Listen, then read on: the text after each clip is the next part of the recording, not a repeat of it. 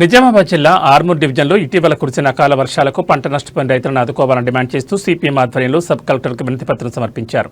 రైతులకు పెట్టిన పెట్టుబడికి 1.5 రెట్లు నష్టపరిహారంగా ఇవ్వాలని సిపిఎం నాయకులు కోరారు.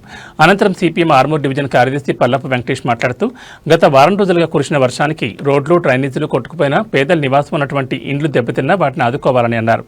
భీమ్గల్ కప్పలవాగు పక్కన వేసిన రైతులకి పంట నష్టం ఇరువైపులా పంట నష్టపోయిన రైతులను ఆదుకోవాలని, నష్టపోయిన పంట సర్వే చేసి పరిహారం చెల్లించాలని ప్రభుత్వాన్ని డిమాండ్ చేశారు.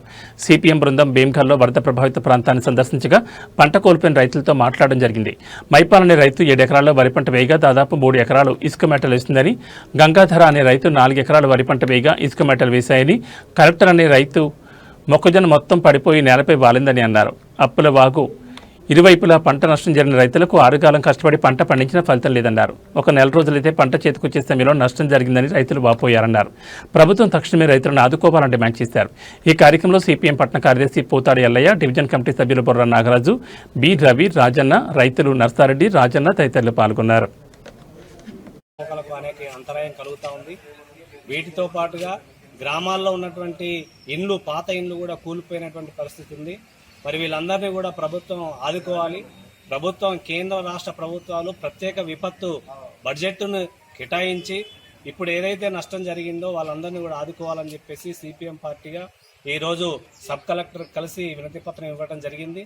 ప్రధానంగా ఎందుకనంటే మొన్న కురిసినటువంటి వర్షానికి అసలు ఎప్పుడు కూడా అంత వర్షం కురవలేదు. కానీ ఈ సంవత్సరం విపరీతమైనటువంటి వర్షానికి మొత్తం బ్రిడ్జి కూడా కొట్టుకుపోయినటువంటి పరిస్థితి ఉంది. దాంతోపాటు ఇప్పుడు భీమ్గల్లో మేము సిపిఎం పార్టీగా వెళ్ళి సందర్శించినటువంటి పొలము మైపాల్ అనేటటువంటి రైతు 7 ఎకరాలు వరి వేస్తే మొత్తం కూడా ఆ వరి పొలంలో మొత్తం ఇసుక మేటలు మొత్తం కూడా నిండిపోయినటువంటి పరిస్థితి ఉంది. పక్కకి గంగాధర్ అనేటటువంటి రైతు యొక్క పొలంలో కూడా ఇసుక మేటలు వేసినటువంటి పరిస్థితి ఉంది. అట్లా ఇంకా చాలా మంది యొక్క రైతుల యొక్క పొలాలు మొత్తం కూడా దెబ్బతిన్నటువంటి పరిస్థితి ఉంది. ప్రభుత్వం వెంటనే మరి వాళ్ళందరి ఆ భూములన్నింటినీ కూడా సర్వే చేసి ప్రభుత్వం పంట నష్టపరిహారం కింద 1.5 రెట్లు అంటే రైతు ఏదైతే పెట్టుబడి పెట్టిండో దానికి అదనంగా సగం కలిపి ఇవ్వాలని చెప్పేసి సిపిఎం పార్టీగా ఈరోజు వినతి పత్రం ఇవ్వడం జరిగింది. లేకపోతే రాబోయేటటువంటి రోజుల్లో మరి రైతులను కలుపుకొని పెద్ద ఎత్తున ఆందోళన పంట నష్టపరిహారం కింద